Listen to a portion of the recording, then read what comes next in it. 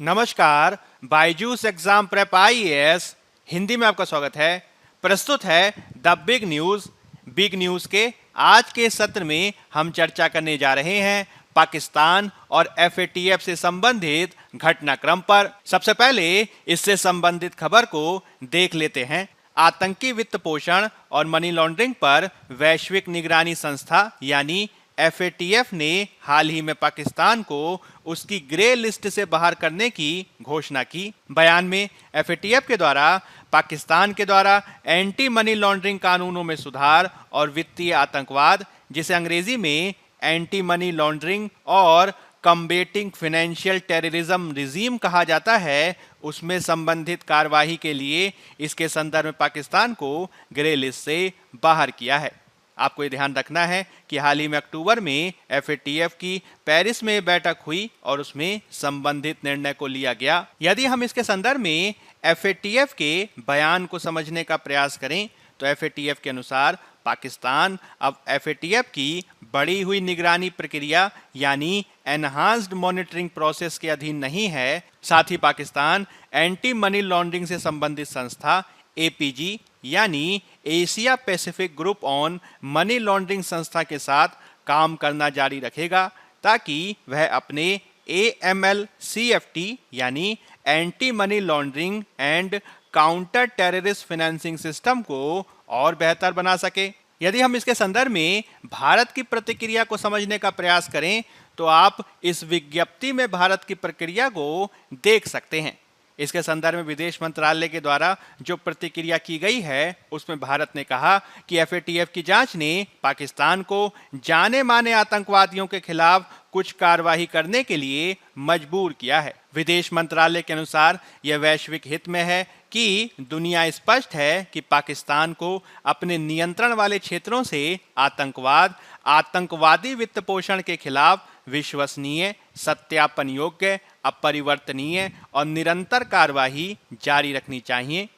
इस मसले पर भारत की आशा है कि पाकिस्तान अपने एंटी मनी लॉन्ड्रिंग और काउंटर टेररिस्ट फाइनेंसिंग सिस्टम यानी एएमएल सीएफटी को और बेहतर बनाने के लिए Asia Pacific group on money laundering यानी एपीजी के साथ काम करना जारी रखेगा। साथ ही पाकिस्तान को इसके चलते वेल नोन टेररिस्ट के खिलाफ कार्रवाई के लिए भी विवश होना पड़ा है। साथ ही इसके संदर्भ में पाकिस्तान को क्रेडिबल, वेरिफिएबल और सस्टेन्ड एक्शन लेना लगातार जारी रखना चाहिए। इस पृष्ठभूमि में यदि हम एफएटीएफ यानी फाइनेंशियल एक्शन टास्क फोर्स को समझने का प्रयास करें तो आपको ये ध्यान रखना है कि यह एक इंटर गवर्नमेंटल बॉडी यानी अंतर सरकारी निकाय है जो आतंकवाद की सहायता करने वाले अंतर्राष्ट्रीय वित्तीय अपराधों को रोकने के लिए अंतर्राष्ट्रीय मानक निर्धारित करता है।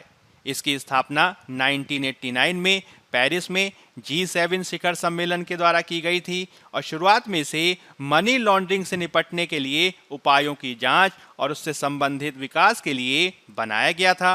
11 सितंबर 2001 यानी 9/11 के हमलों के बाद अक्टूबर 2001 में इसके अधिदेश यानी मैंडेट का विस्तार किया गया और इसमें आतंकवादी वित्त पोषण का मुकाबला करने की शक्तियों को इसे दिया गया।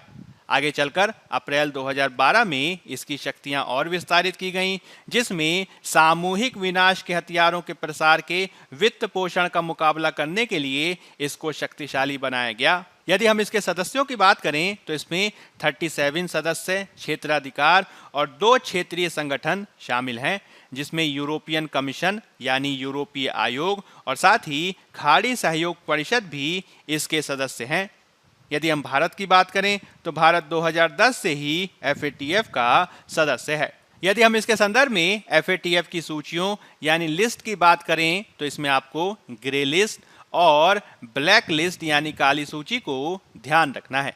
जब बात की जाती है ग्रे लिस्ट की तो आतंकी फंडिंग और मनी लॉन्ड्रिंग का समर्थन करने के लिए सुरक्षित पनागा यानी सेफ हेवन्स माने वाले देशों को एफएटीएफ की ग्रे लिस्ट में शामिल किया जाता है। यह एक प्रकार से एक चेतावनी के रूप में कार्य करता है कि यदि उन्होंने अभी से कार्यवाही नहीं की तो आगे चलकर वो ब्लैक लिस्टेड भी हो सकते हैं। यदि हम ब्लैक लिस्ट की बात करें तो इसमें शामिल देशों को कहा जाता है असहयोगी देश या क्षेत्र यानी नॉन कोऑपरेटिव कंट्रीज और टेरिटरीज यानी NCCTs। ये मुख्य रूप से ऐसे देश होते हैं जो टेरर फंडिंग और मनी लॉन्ड्रिंग गतिविधियों का समर्थन करते हैं।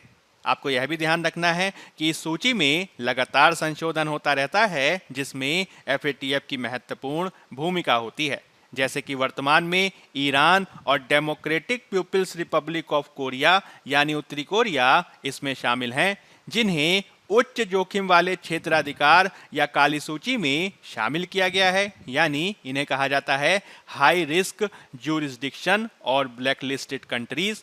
हाल ही की बैठक में इसमें म्यांमार को भी ब्लैक लिस्टेड किया गया है, मुख्य रूप से उसके सैन्य शासन के चलते। अब यदि हम इसके संदर्भ में पाकिस्तान के ग्रे लिस्ट से बाहर होने पर लाभों की बात करें तो इसके पाकिस्तान को कई बेनिफिट्स हो सकते हैं।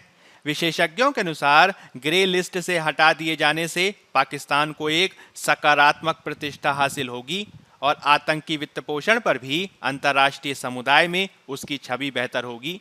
हमें यह भी ध्यान रखना होगा कि कुछ शोध ये बताते हैं कि ग्रे लिस्टेड कंट्रीज के अंतर्राष्ट्रीय फंडर्स के साथ जो संबंध होते हैं वे नकारात्मक रूप से प्रभावित होते हैं। साथ ही उस देश विशेष में होने वाले निवेश यानी इन्वेस्टमेंट पर भी नकारात्मक प्रभाव पड़ता है, क्योंकि ज़्यादातर बैंकिंग संस्थाएं और अंतर्राष्ट्रीय निवेशक आदि निवेश करने से पहले FATF की सूचियों पर ध्यान देते हैं। पाकिस्तान को इसका घाटा भी हुआ है, जैसे कि हाल ही में वैश्विक रेटिंग एजेंसी फिच ने उसकी सोवरिन क्रेडिट रेटिंग को कम किया, जिसमें पाकिस्तान की सोवरिन रेटिंग को B- से घटाकर CCC+ कर दिया गया है। हालांकि अब पाकिस्तान ये उम्मीद कर रहा है कि ग्रे लिस्ट से हटने के बाद उसकी छवि में कुछ सुधार होगा। बायजूस एग्जाम प्रेप IAS के आज के अंक में फिलहाल इतना ही। धन्यवाद।